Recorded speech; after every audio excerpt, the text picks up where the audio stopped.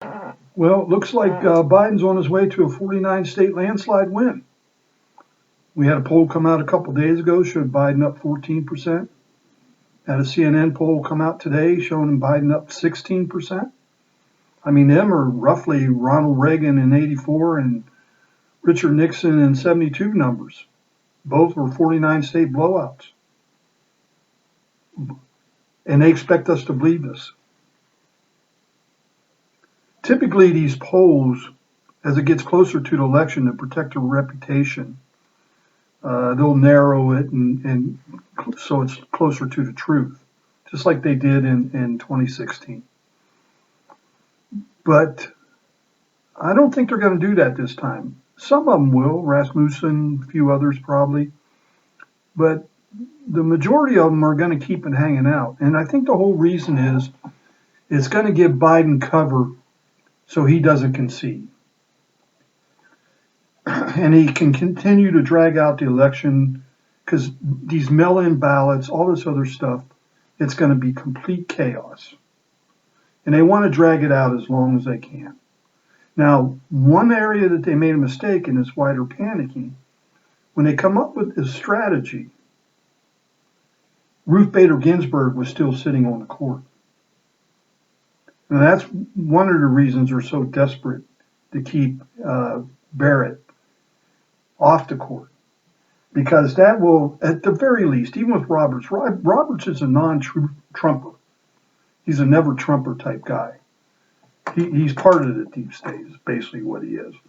So there was a very good chance that he would side with the four liberals and then would go 5-4 and put Biden in office. Well, now with ACB, now they don't have a majority. Even if Roberts does side with the other three liberals, it's still 5-4 conservative. So I think they're having a little regret on that. But let me give you just a quick background. Some of you may know this, some of you may not. There's been 2 studies done now, what Biden should do. One was by Democrats and never-Trumpers, and they call it a war game, where Biden doesn't concede, battles it out in court as long as he can, and then they let the military take care of it. Subsequently, there was an article written on a study funded by that Jobs chick, who I can't remember her name, that developed a plan how a military coup would have to happen in America. And they stated the first thing that would have to happen is Cyber Command would have to take out communications, because you would have to eliminate the communication between Trump and his supporters, basically ending Trump's Twitter.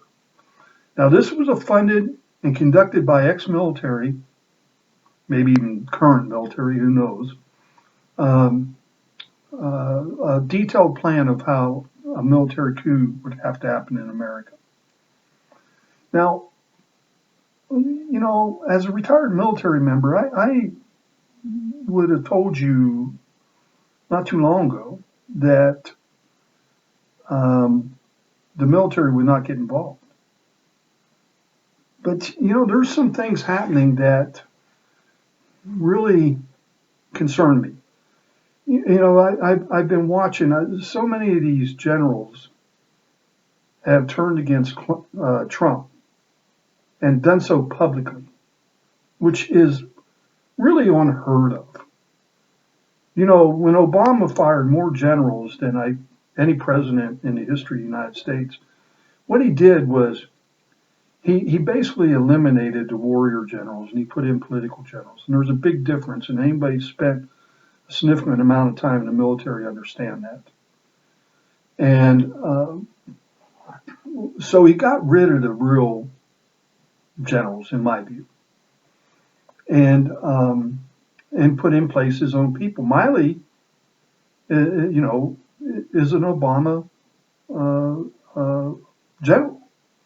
Now, I know Trump promoted him to JCS in 2016, but Trump was still trying to get his feet wet at that point. But I've seen just some disturbing things. You take that Lieutenant Colonel Whitmore, or whatever his name is, for him to go to Congress and testify that he didn't like how the president handled diplomacy. I'm like, I seen that and I'm like, dude, you're a lieutenant colonel. You make coffee in the morning. You don't decide policy decisions. And he should have been reprimanded and walked out of that White House by the United States Army that day. And what's he do? What's he do? They sent him to War College, the Army War College. Well, that's the next step before promotion to full bird.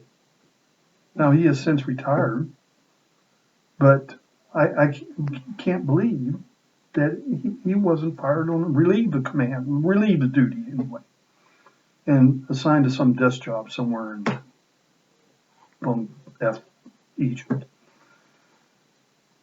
That's what would have happened 10, 15 years ago.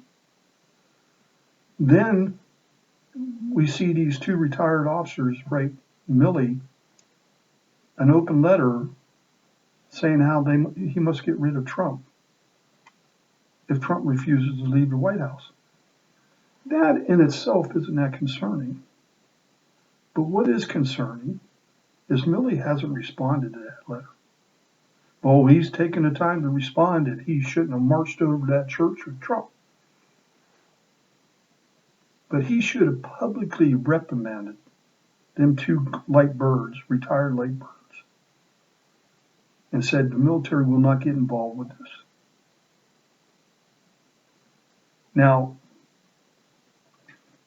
they're going to have a really tough time doing this.